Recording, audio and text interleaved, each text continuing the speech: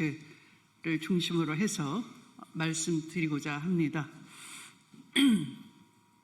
국군 방첩사에서 첫째 군의관, 두 번째 방첩사 조직 내부에 관한 블랙리스트가 드러났고 또 민간인을 사찰한 의혹이 새롭게 제보되고 있습니다.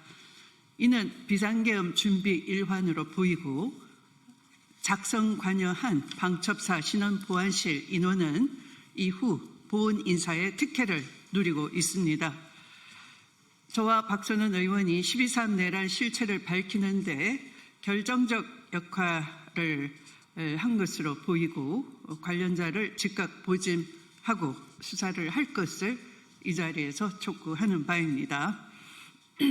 상세한 말씀을 드리겠습니다. 첫 번째, 12.3 계엄 포고령의 제5조를 보시면 전공의를 비롯하여 파업 중이거나 의료 현장을 이탈한 모든 의료인은 48시간 이내 본업에 복귀하여 충실히 근무하고 위반 시는 계엄법에 의해 처단한다라는 규정이 있었습니다. 그런데 방첩사가 실제 의료인을 포고령대로 처단하기 위해서 이른바 군의관 블랙리스트를 작성한 사실이 최근 제보를 통해 확인되고 있습니다. 방첩사는 민간 의료계 파업 등에 장기간 투입되어 내부 불만이 높아진 군의관들을 대상으로 군의관 블랙리스트를 작성하고 군의관들을 사찰하고 이들의 정치 성향 등을 사찰 수집했다고 합니다. 2024년 3월에서 10월 사이 무려 7개월 동안 전체 군의관 2,400명 중 약 1,500명 등이 무려 10차례에 걸쳐서 민간 의료 현장에 투입되었다고 합니다. 이에 따른 불만이 내부에서 고조되는 상황에서 수백 명의 군의관들이 사찰 대상이 된 것으로 파악되고 있습니다. 의료 파업은 윤석열 정부의 핵심 관심 사안 중 하나였던 만큼 계엄이 실제 시행되었을 경우 해당 블랙리스트를 기반으로 의료인에 대한 통제, 불이익, 징계 또는 처벌 등의 조치가 이루어졌을 가능성이 있는 것입니다. 두 번째, 비상계엄 준비 과정에서 방첩사 조직 내부에 블랙리스트가 존재했던 사실도 확인되고 있습니다. 해당 리스트는 방첩사의 내부 인원을 대상으로 작성된 사찰 문건으로 계엄 실행을 염두에 둔 내부 숙청 작업의 일환으로 파악됩니다. 방첩사 조직 내부 블랙리스트는 23년 11월 여인영 사령관 취임 이후부터 본격적으로 작성하였고 측근 선별 작업의 일환으로 방첩사 소속 대령급 급 30명 정도 해당된다고 합니다. 특히 문재인 정부 사람, 호남 출신, 민주당 성향 등 명확한 3대 기준으로 블랙리스트를 작성했다고 합니다. 방첩사 신원보안실은 방첩사 내부 대령급 인원에 대해서 첫째, 문재인 정부 청와대 경험을 했거나 둘째, 호남 출신 지역 연고가 있거나 세 번째, 친민주당 성향 인사들의 목록을 정리하는 자체 블랙리스트도 작성했다고 합니다. 한 예를 들면 A 모 대령은 업무 수행 능력은 뛰어나지만 문재인 청와대 행정관 복무 이력 때문으로 진급이 제한된다라고 적시했다고 합니다. 이 블랙리스트는 방첩사 내부 인사 조치에 직접적인 영향을 미친 것으로 보입니다. 실제 호남 출신이거나 민주당 성향, 문재인 정부 청와대 근무 이력이 있는 군인들이 인사상 불이익을 받거나 계엄 당시 강제 휴가 조치를 당한 정황도 확인되고 있습니다.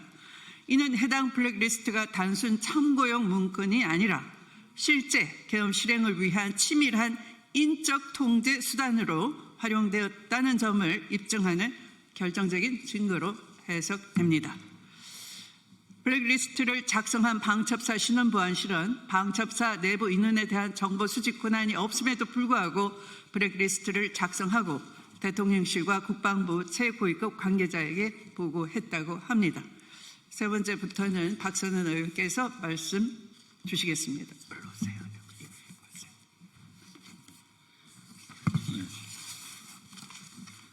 다음 3. 방첩사가 민간인 사찰 문건을 작성한 사실을 확인하였습니다. 사찰 대상자는 김윤태 전 한국국방연구원장, 카이다 원장으로 김윤태 전 원장은 순수 연구원 출신으로 문재인 정부 청와대 행정관 경험이 있다고 합니다. 특히 김윤태 원장은 문재인 정부 때 임용되었고 이재명 대선 캠프 공약 수립 관여 의혹을 받으며 민주당 사람으로 낙인을 찍혀 윤석열 정부에서 무리한 해임 요구를 하였다고 합니다.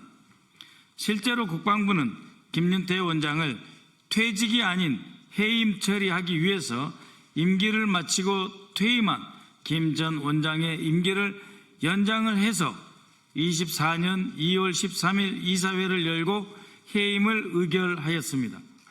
이에 김 원장은 무효 확인 소송을 제기하였고 24년 9월 5일 법원에서 해임은 무효라고 결정되었습니다. 사찰 문건은 김윤태 전 원장의 정치 성향 파악과 재직기간 주요 활동 등을 일목요연하게 정리하였다고 합니다. 사실상 불법적인 민간인 사찰 문건입니다. 사찰 피해자인 김윤태 전 원장은 나는 민간인인데 사찰하는지 전혀 몰랐다. 만약 사찰을 했다면 해임 소송 과정에서 밉보였을 것이다. 나를 주시하고 있다는 소문은 무성했었다라고 밝혀왔습니다. 네 번째, 불법 사찰 문건을 작성한 신원보안실에는 보은 인사가 이루어졌습니다. 방첩사 불법 사찰 문건은 대통령실과 국방부 등의 상부 보고용으로 여인영 방첩사령관의 지시에 의해 방첩사 신원보안실에서 작성하였고 이들에게는 보은 인사가 베풀어졌습니다. 신원보안실장 나승민 육사 51기는 23년 1월 임기제 대령 진급을 하였고 24년 8월에는 육군 최초로 동일 계급으로 2년 임기 연장되었습니다. 신원검증과장 진모 중령은 충암고등학교 육사 58기로 24년 9월에 대령으로 진급하였고 이후 포천에 있는 수도권 군단의 방첩부대장으로 진출하였습니다.